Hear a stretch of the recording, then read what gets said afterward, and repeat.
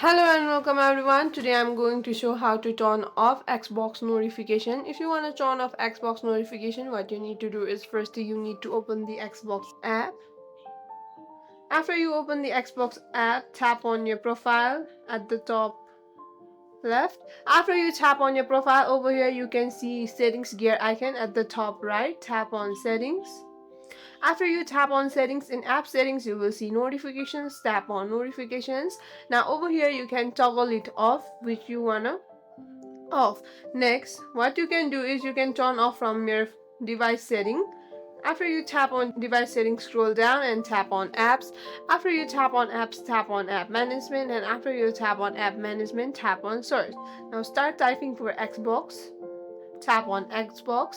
After you tap on Xbox, you can see manage notifications. Tap on manage notifications and toggle it off. If you still have any questions, you can comment down below.